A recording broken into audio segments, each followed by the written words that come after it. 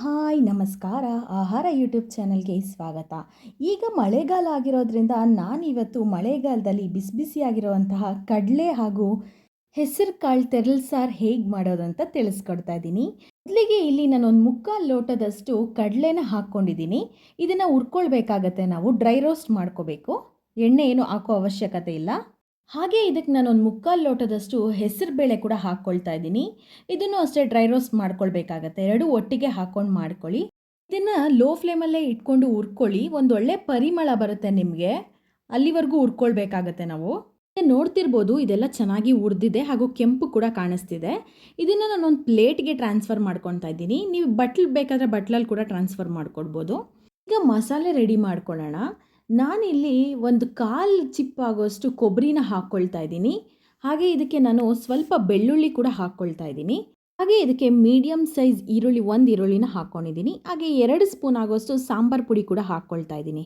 ಹಾಗೆ ಇಲ್ಲಿ ನಾನು 1 ಸ್ಪೂನ್ ಆಗೋಷ್ಟು ಕಾಳು ಏನು ಹುರ್ಕೊಂಡಿರ್ತೀರಲ್ವ ಅದನ್ನು ಕೂಡ ಇದಕ್ಕೆ ಆ್ಯಡ್ ಮಾಡ್ಕೊಳ್ತಾ ಇದ್ದೀನಿ. ಹಾಗೆ ನಾನಿಲ್ಲಿ ಅರ್ಧ ಸ್ಪೂನ್ ಆಗೋಷ್ಟು ಅಚ್ಕಾರದ ಪುಡಿ ಹಾಗೆ 1/4 ಸ್ಪೂನ್ ಆಗೋಷ್ಟು ಅರಿಶಿನ ಹಾಕ್ಕೊಂಡು ಇದ್ದೀನಿ. ಇದನ್ನು ಗ್ರೈಂಡ್ ಮಾಡ್ಕೊಳ್ಳೋಣ. ಸ್ವಲ್ಪ ಗ್ರೈಂಡ್ ಆದಮೇಲೆ ಇದಕ್ಕೆ ಹುಣಸೆ ಹಣ್ಣನ್ನು ಹಾಕ್ಕೊಳ್ತಾ ಇದ್ದೀನಿ. ಒಂದು ನಿಂಬೆಹಣ್ಣು ಗಾತ್ರದಷ್ಟು ಹಾಕ್ಕೊಂಡ್ರೆ ಸಾಕು.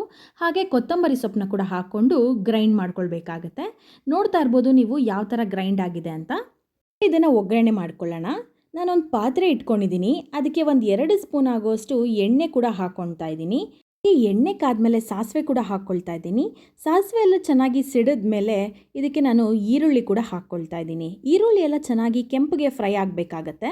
ಈ ಹಂತದಲ್ಲಿ ನಾನು ಸ್ವಲ್ಪ ಕರಿಬೇವಿನ ಸೊಪ್ಪನ್ನ ಕೂಡ ಇದಕ್ಕೆ ಆ್ಯಡ್ ಮಾಡ್ಕೊಳ್ತಾ ಇದ್ದೀನಿ. ಇದೆಲ್ಲ ಚೆನ್ನಾಗಿ ಆಯಿಲಲ್ಲಿ ಫ್ರೈ ಆಗಬೇಕು. ಈ ಈರುಳ್ಳಿ ಸಾಫ್ಟಾಗಿ ಬೇಯೋದಕ್ಕೋಸ್ಕರ ಅರ್ಧ ಸ್ಪೂನ್ ಆಗೋಷ್ಟು ಉಪ್ಪನ್ನು ಕೂಡ ಆ್ಯಡ್ ಮಾಡ್ಕೊಳ್ತಾ ಇದ್ದೀನಿ. ನೋಡ್ತಿರ್ಬೋದು ನೀವು, ಈಗ ಈರುಳ್ಳಿ ಎಲ್ಲ ಚೆನ್ನಾಗಿ ಕೆಂಪಗೆ ಫ್ರೈ ಆಗಿದೆ. ನಾನೀಗ ರುಬ್ಕೊಂಡಿರೋಂತಹ ಮಸಾಲೆ ಇದಕ್ಕೆ ಆ್ಯಡ್ ಮಾಡ್ಕೊಳ್ತಾ ಇದ್ದೀನಿ. ಈ ಮಸಾಲೆ ಕೂಡ ಅಷ್ಟೇ ಆಯಿಲಲ್ಲಿ ಚೆನ್ನಾಗಿ ಫ್ರೈ ಆಗಬೇಕು. ಈಗ ಇದರದ್ದು ಹಸಿ ವಾಸನೆ ಎಲ್ಲ ಹೋಗಬೇಕು, ಅಲ್ಲಿವರೆಗೂ ನಾವು ಈ ಎಣ್ಣೆಯಲ್ಲೇ ಫ್ರೈ ಮಾಡ್ಕೊಳ್ಬೇಕಾಗತ್ತೆ ಇದನ್ನು ಮಸಾಲೆನ. ನಮ್ಮ ಕಡೆ ಇದನ್ನು ತೆರಳು ಸಾರು ಅಂತ ಕರೀತಾರೆ. ನಿಮ್ಮ ಕಡೆ ಏನಂತ ಕರೀತಾರೆ ಅಂತ ಕಮೆಂಟ್ ಬಾಕ್ಸಲ್ಲಿ ತಿಳಿಸಿ. ನೋಡ್ತಾ ಇರ್ಬೋದು ಈಗ ಎಣ್ಣೆಯಲ್ಲಿ ಫ್ರೈ ಆಗಿದೆ ಈ ಮಸಾಲೆ ಎಲ್ಲ. ನಾನು ಇದಕ್ಕೆ ನಿಮ್ಗೆ ಎಷ್ಟು ಹಂತಕ್ಕೆ ಬೇಕೋ, ಎಷ್ಟು ಕನ್ಸಿಸ್ಟೆನ್ಸಿ ಬೇಕೋ ಅಷ್ಟು ನೀರನ್ನ ಆ್ಯಡ್ ಮಾಡ್ಕೊಳ್ಬೋದು. ನಾನಿಲ್ಲಿ ಮಿಕ್ಸಿ ಜಾರಲ್ಲಿರುವಂತಹ ಮಸಾಲೆನೆಲ್ಲ ಸ್ವಲ್ಪ ನೀರು ಹಾಕಿ ಇದಕ್ಕೆ ಆ್ಯಡ್ ಮಾಡ್ಕೊಳ್ತಾ ಇದ್ದೀನಿ. ನೀವು ಬೇಕು ಅಂದರೆ ಇನ್ನೂ ಸ್ವಲ್ಪ ಜಾಸ್ತಿನೇ ಆ್ಯಡ್ ಮಾಡ್ಕೊಳ್ಬೋದು. ನಿಮಗೆ ಬೇಳೆ ಸಾರು ಅಥವಾ ಮಸಾಲೆ ಸಾರು ತಿಂದು ಬೇಜಾರಾಗಿದ್ದರೆ ಈ ಥರ ಸಾರು ಕೂಡ ಮಾಡ್ಕೊಂಡು ತಿನ್ಬೋದು. ಈ ಮಳೆಗಾಲದಲ್ಲಿ ತುಂಬಾ ಸೂಕ್ತವಾದಂತಹ ಸಾರಿದು. ಇದಕ್ಕೆ ನಾನು ರುಚಿಗೆ ತಕ್ಕಷ್ಟು ಉಪ್ಪನ್ನು ಕೂಡ ಆ್ಯಡ್ ಮಾಡ್ಕೊಳ್ತಾ ಇದ್ದೀನಿ. ಹಾಗೆ ಹುರಿದಿಟ್ಕೊಂಡಿರುವಂತಹ ಕಡಲೆ ಹಾಗೂ ಹೆಸರು ಕಾಳನ್ನ ಕೂಡ ಇದಕ್ಕೆ ಆ್ಯಡ್ ಮಾಡ್ಕೊಳ್ತಾ ಇದ್ದೀನಿ. ಇದು ಚೆನ್ನಾಗಿ ಕುದಿ ಬರಬೇಕು, ಅಲ್ಲಿವರೆಗೂ ಕುದಿಸ್ಕೊಳ್ಬೇಕಾಗತ್ತೆ ನಾವು. ಈ ರೆಸಿಪಿ ನಿಮ್ಗೆ ಇಷ್ಟ ಆದರೆ ಒಂದು ಪುಟ್ಟ ಲೈಕ್ ಕೊಡಿ ಹಾಗೂ ಕಮೆಂಟ್ ಬಾಕ್ಸಲ್ಲಿ ತಿಳಿಸಿ. ಹಾಗೆ ನನ್ನ ಚಾನಲ್ಗಿನ್ನೂ ಯಾರು ಸಬ್ಸ್ಕ್ರೈಬ್ ಮಾಡ್ಕೊಂಡಿಲ್ಲ ಅಂದರೆ ದಯವಿಟ್ಟು ಹೋಗಿ ಸಬ್ಸ್ಕ್ರೈಬ್ ಮಾಡ್ಕೊಳ್ಳಿ ಹಾಗೂ ಸಪೋರ್ಟ್ ಮಾಡಿ. ಅದೆಲ್ಲೇ ಇರೋ ಬೆಲ್ ಐಕಾನ್ನ ಕ್ಲಿಕ್ ಮಾಡಿದ್ರೆ ನಾನು ಏನೇ ಹೊಸ ವೀಡಿಯೋ ಹಾಕಿದ್ರು ನಿಮಗೆ ಟಕ್ ಅಂತ ನೋಟಿಫಿಕೇಶನ್ ಬರುತ್ತೆ. ನೋಡ್ತಾ ಇರ್ಬೋದು ಈಗ ಕುದೀತಾ ಇದೆ. ಮುದ್ದೆ ಜೊತೆ ಆಗಲಿ ರೈಸ್ ಜೊತೆ ಆಗಲಿ ತಿಂದರೆ ತುಂಬಾ ಟೇಸ್ಟಿಯಾಗಿರುತ್ತೆ. ನೀವು ಒಂದ್ಸಲ ಮಾಡ್ಕೊಂಡು ತಿನ್ನಿ. ಕಡಲೆ ಹಾಗೂ ಹೆಸರು ಕಾಳು ತೆರಳು ಸಾಂಬಾರು ಕೂಡ ರೆಡಿಯಾಗಿದೆ. ಇದೇ ಥರ ರೆಸಿಪೀಸ್ಗೋಸ್ಕರ ನೆಕ್ಸ್ಟ್ ವೀಡಿಯೋಗೆ ವೇಟ್ ಮಾಡ್ತಾ ಇರಿ. Thanks for watching.